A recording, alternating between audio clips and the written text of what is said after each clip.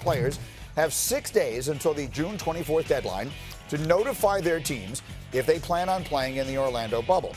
Yesterday, Lakers center Dwight Howard further explained the goals of the Players Coalition, which has suggested that resuming games could distract from the fight for social justice. Here's what he said to The Athletic and Stadium. He said, contrary to popular belief, we're not attempting to halt the resumption of the basketball season.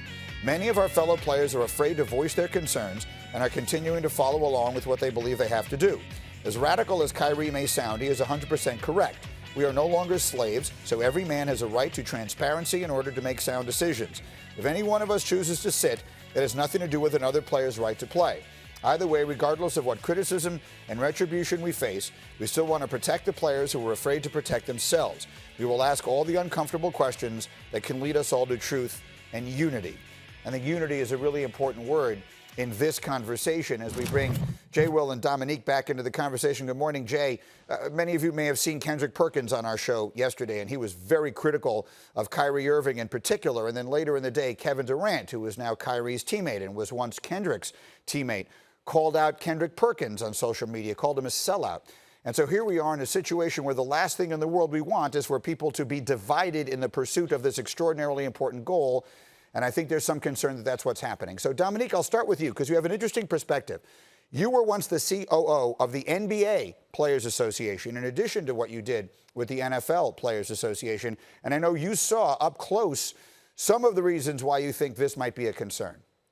Well, yeah, I mean, I think that divisions exist in all organizations. They exist on the ownership side. They exist on the union side. They even exist within families. They may not break you apart necessarily, but the divisions exist. And I saw in my experience, I wasn't there for a long time, but at the NBA Players Association, the division is so dramatic between the star players and the rest of the players because the life that they experience, frankly, their commitment to the league and the opportunities the league offers to the top players is a lot more like being a true partner or being an owner in the organization than the rest of the team feel and or the rest of the players could experience. So that division exists, and you see that with how those guys stick around the league for years and years. And that doesn't happen as readily in other sports, especially the sport I'm most comfortable with is the NFL, is the guys, even the great quarterbacks. You think about Joe Montana, like he doesn't go on to become an owner or go on to become a general manager. Like it just doesn't happen, or just hang around the game. And that if you go to NBA All-Star Weekend,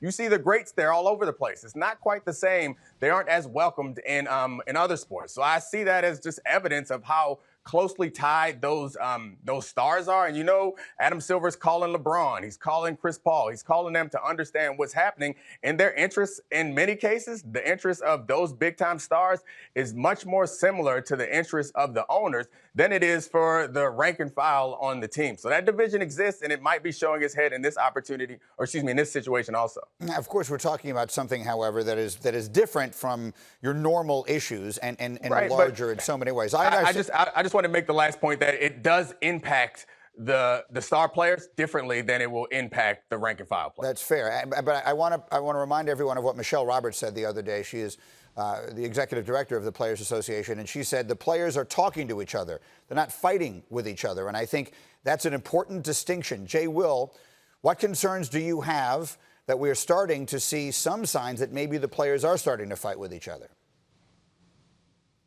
I don't know if I see those concerns right now. I mean, is that something that potentially is happening? Yes. But at the same time, I haven't heard LeBron James or Kevin Durant or Giannis come out and combat the coalition, Greeny.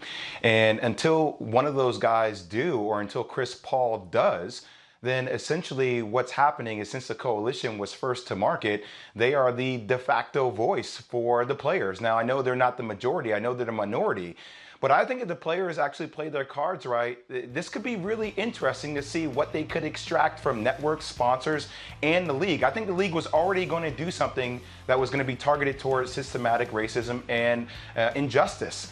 But now I think what Avery Bradley and Kyrie Irving have done is say, okay, to an extent, show us, present to us what you guys are going to do. And if the majority of the players like it, then that's a win-win for everybody. If the majority of the players don't like the direction it's going, then essentially they can say to Adam Silver and company, hey, look, guys, the coalition doesn't speak for us. That's not the majority. And we want to play and we want to move forward and we want to see what we can do with networks and other companies to push this narrative and sustain it. So, I know there's a lot of potential division and media is going to build this whole thing up. And I know there was beef that's happened between Kendrick and Kyrie and Matt Barnes saying that this is dividing players. But I think the players play their cards right here. It could be a win-win scenario. I think that's the key point, right, Domonique, is playing your cards right. And if there's one thing I've learned, again, I'm talking mostly about labor negotiations, and that's not exactly what this is, but it is that how strong the bond is amongst the players is always the key to getting what you want. Right. Yeah, that is the key, but it also helps. And Kyrie, I don't think was doing this intentionally, but he's given the powers that be on the player side, he's given them a little bit more leverage because it's something that the owners used against us in football and we've tried to use against the owners in negotiations is you paint the rest of your body as angry and militant revolutionaries and you paint yourself as the one who's in the middle trying to negotiate and get them to understand. So if LeBron, for instance, or Chris Paul wants to get the league to commit to some sort of aggressive social justice action, they can now go to Adam Silver and say, I really liked what we had set up, but you see what we got going on back here? I'm going to need you to give me more to make sure that we can get these guys to show up. And I'm not sure that was what Kyrie had in mind, but in essence, he's given them a little bit more leverage to get even more out of this. So whether you like Kyrie, Dwight, or Avery Bradley or any of them, like this could work to all the players' advantage if it's played well. They're really smart.